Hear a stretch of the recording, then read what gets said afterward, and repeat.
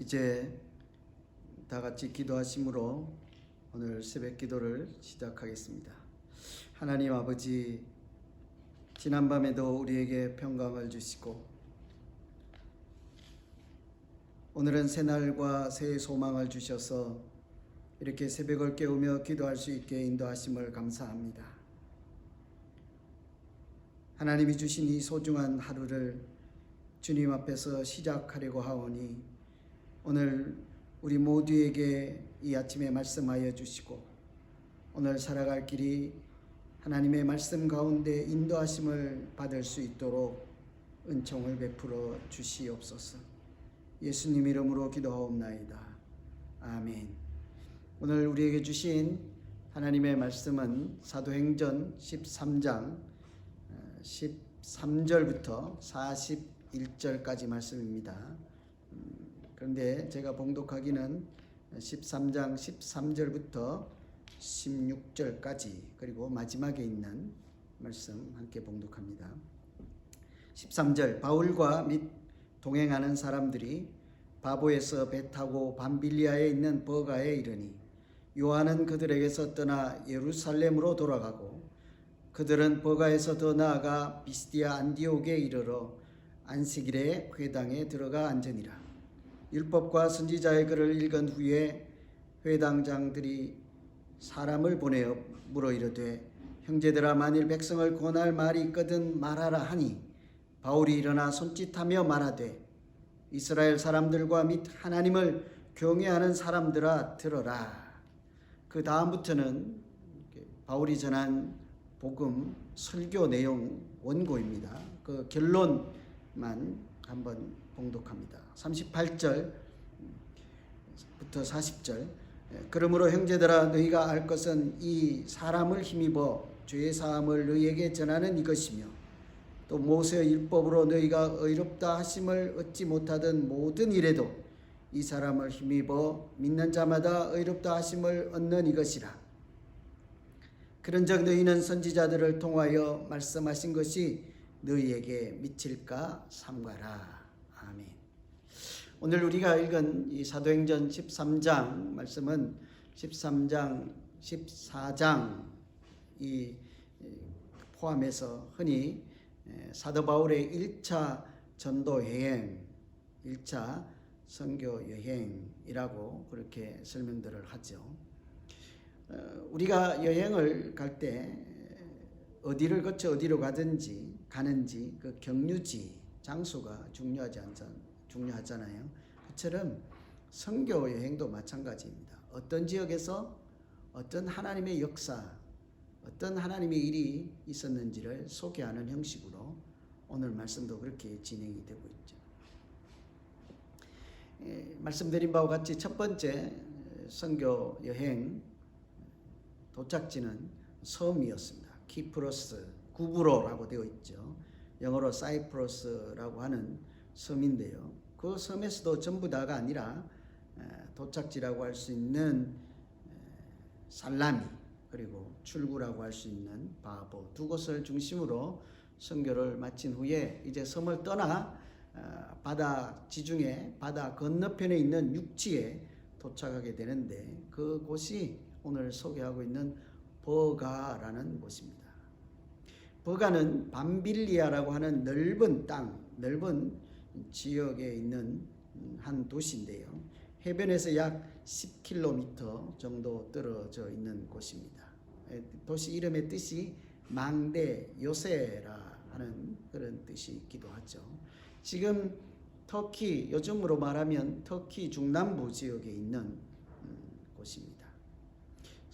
구브로 섬에서 사역을 마치고 육지에 도착했을 때 가장 큰 도시, 당시 가장 유력한 도시, 사람들이 많이 사는 곳, 어쩌면 복음을 전하기 쉬운 기회의 도시에 도착을 했습니다. 그러면 그곳에서 누구를 만나 어떻게 전도를 하고 무슨 일이 있었다라고 해야 마땅한데 오늘 말씀을 보면 그런 이야기는 한마디도 없고 그곳에서 이런 일이 있었습니다 라고 소개하죠.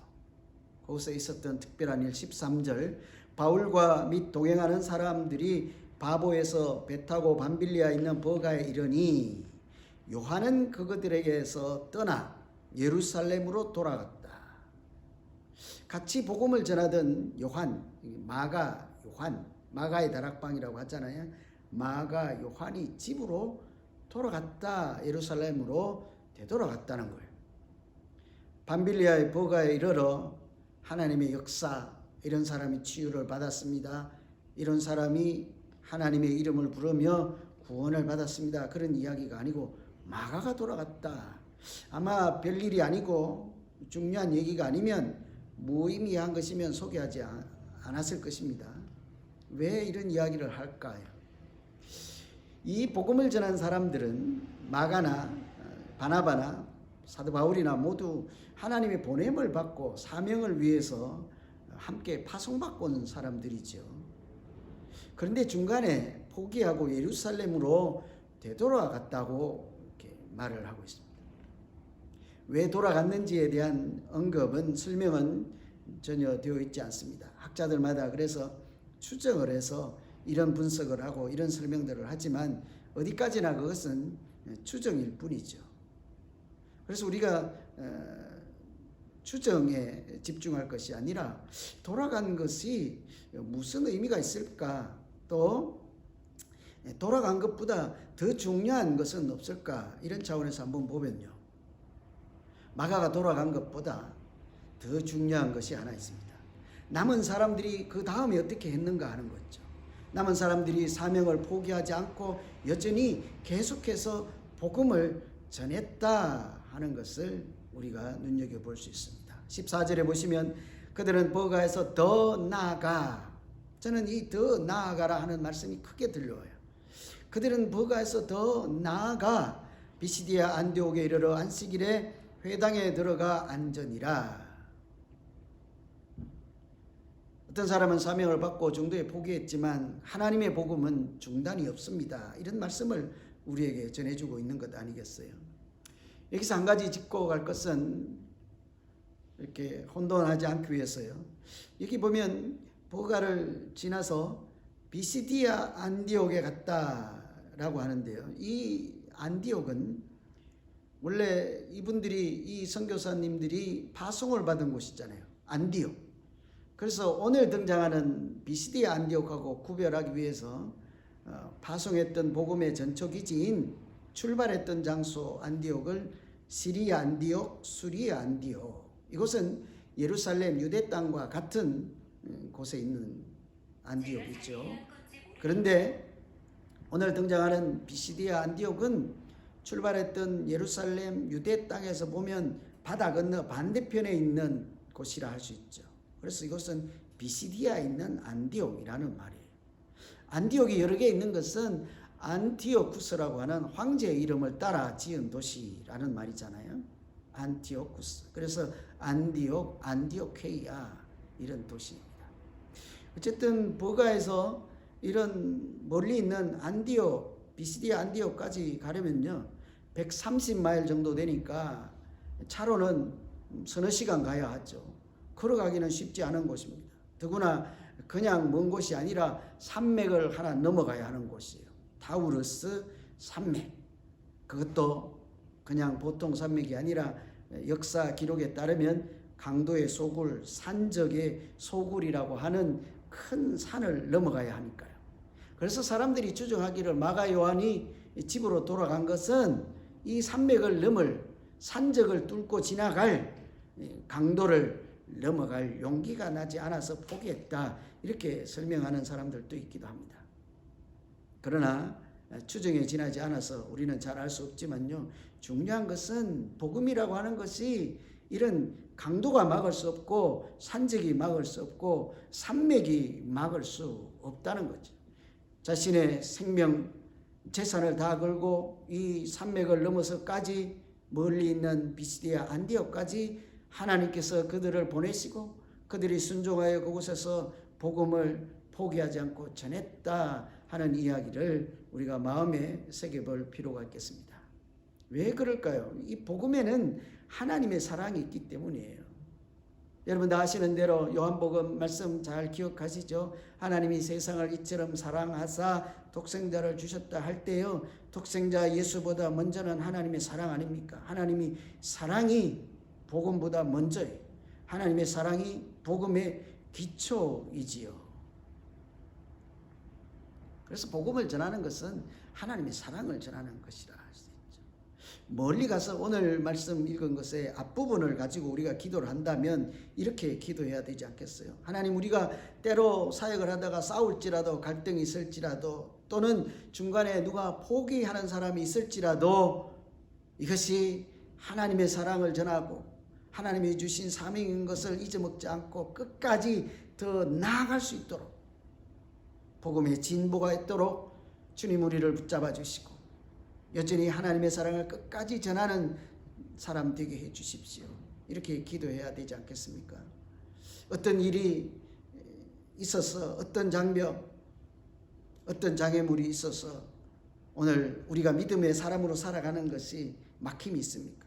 무엇이 복음을 전하는 길을 막고 있습니까? 그것이 장벽이나 산맥이나 강도라 할지라도 하나님의 사랑이 우리가 하는 이 사명에서 떠나거나 포기하지 않도록 아무것도 중단시키지 못하고 하나님의 사랑이 우리를 사명자로 살도록 지켜주실 것입니다. 복음을 전하며 승리하는 하루 되시고 하나님의 사랑 안에 거하는 그런 하루가 되기를 소망합니다. 두 번째 우리가 한번 생각해 볼 것은 비시디아 안디옥에서 복음을 전하는 이야기. 사실 오늘 우리가 읽은 말씀의 전부를 요약하면 비시디아 안디옥 선교 이야기잖아요. 그런데 선교를 어떻게 했을까 하는 것입니다. 선교 또는 복음을 전한다. 전도는요, 말씀을 전하는 것입니다. 사울이 회당에서 한 설교가 오늘 우리가 읽은 말씀의 대부분이잖아요. 선교는 하나님의 말씀을 전하는 것, 설교라 할 수 있죠. 16절 보시면 이스라엘 사람들과 및 하나님을 경외하는 자들아 들어라. 신명기에 여러분 기억하시죠? 들어라 이스라엘아, 쉐마 이스라엘 하는 것처럼 하나님의 말씀을 전하는 것이 전도이죠. 그렇다고 하면요, 무엇을 전할까요? 무엇을 전해야 할까요? 그래서 사도 바울이 전한 내용이 17절부터 무려 41절까지 길게 이렇게 오늘 말씀에 등장하고 있습니다. 설교 원고라고 할 수도 있죠. 그런데 그 말씀을 자세히 읽어보면 간단하게 요약할 수 있죠. 그것도 우리가 다 아는 내용이라고 할 수 있습니다. 이스라엘에 들으라, 하나님이 우리를 택하셨다. 하나님이 우리 조상들을 택하시고 애굽에서 나오게 하셨다.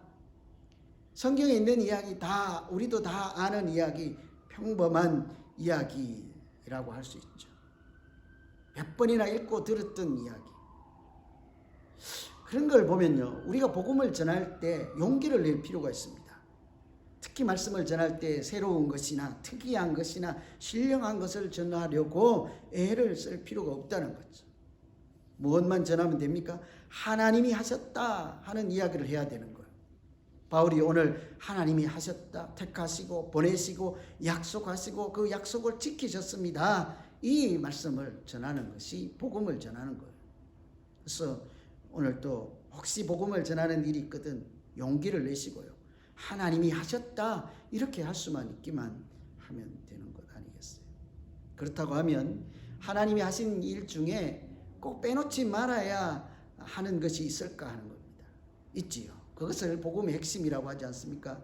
23절에 보시면 이스라엘을 위하여 구주를 세우셨으니 예수라, 우리에게 구주를 보내주셨으니 그분이 바로 예수 그리스도라. 이게 복음의 핵심이죠. 하나님께서 우리 조상들에게 이미 오래전에 약속하셨어요. 예수님을 보낸다, 구주를 보내주시겠다. 그런데 그 약속을 지키셨는데 바로 하나님이 보내신 그분이 예수 그리스도입니다. 이 사실을 전하는 것이 복음의 핵심이라고 하죠. 우리가 말씀을 전하는 것, 우리가 무엇을 통해서라도 복음을 전한다, 선교를 한다는 것은 곧 예수를 전하는 것이라 할 수 있지 않겠어요? 그런데 그렇게 되면 사람들이 뭐라고 하겠습니까? 듣는 사람들이, 그 회당에 모여있던 사람들이 그래서 어쩌라고 요즘 말로 하면 그러지 않겠어요? 예수님이 어떻다고 라고 하지 않겠어요? 하나님이 하셨고 하나님이 하신 약속을 지키셨고 그분이 보내신다고 하셨던 분이 예수님입니다. 그거 어쩐다고요? 그래서 오늘 결론은요. 사도 바울의 결론 38절입니다. 이 사람을 힘입어 죄의 사함을 너희에게 전하는 것이다. 39절에 모세의 율법으로 너희가 어렵다 하심을 얻지 못하던 모든 일에도 이 사람을 힘입어 믿는 자마다 의롭다 하심을 얻는 이것이라. 무슨 소리겠습니까? 하나님이 하시고 약속하시고 예수님을 보내주셨습니다. 우리가 그분을 힘입어 오늘 의롭다 하심을 받았고 그분을 힘입어 우리가 죄사함을 얻어 하나님의 자녀가 되었습니다. 그러니 이제 여러분 나도 하나님 말씀을 따라 여러분을 초청합니다. 당신들도 예수를 힘입어 구원의 은혜에 참여하실 수가 있습니다. 이것이 전도 아니겠어요? 누구든지 예수 이름을 부르는 자마다 구원을 얻으리라. 여러분 이것이 바로 하나님의 초청이요 하나님의 사랑입니다. 여러분 우리도 누군가를 힘입어 무엇인가를 힘입어야 사는 사람 아니겠어요? 때로는 돈을 힘입어야 살고 때로는 사람을 힘입기도 하고 명예를 힘입어야 살아갈 수 있는 존재이죠. 그러나 궁극적으로는 예수를 힘입어야 살아가는 것이 인생 아니겠습니까? 예수를 힘입어야 구원을 얻고 예수를 힘입어야 영생을 얻는 것 아니겠어요? 오늘 이같이 새벽을 깨우며 우리가 기도하며 살아가는 것도 예수를 힘입어 하나님의 자녀가 된 까닭이 아니겠습니까? 그래서 오늘 우리가 하루 살아갈 때 여러분 무엇을 힘입고 살려고 하십니까? 이렇게 기도해야 하지 않겠습니까? 하나님, 이 세상에 있는 그 다른 무엇, 다른 누군가 아니라 예수를 힘입고 살아가는 믿음의 사람이 되게 해 주십시오. 우리 조상들에게 약속하셨고 수많은 선지자들에게 약속하셨던 것처럼 하나님의 약속하심이 오늘 나에게도 유효한 약속이 되게 하시고 하나님이 오늘 또 나에게 주신 조상들에게 주신 예수님을 통해서 주신 하나님의 약속이 이루어지는 삶이 되게 해 주십시오. 예수를 힘입어 받은 구원을, 예수를 힘입어 받은 은혜를 나뿐만 아니라 다른 사람에게도 나누며 함께 누리는 그런 날 되게 해 주십시오. 혹시 살아가다가 장벽을 만날지라도 때로는 중도에 누가 포기할지라도 하나님 여전히 예수를 힘입어 말씀을 붙잡고 오늘 하루 살아갈 때 하나님 우리 안에 구원이 이루어지는 날 되게 하시고 소망이 보이는 날 되게 해 주십시오. 이렇게 이것이 오늘 우리가 해야 되는 두 번째 기도가 되기를 소망합니다.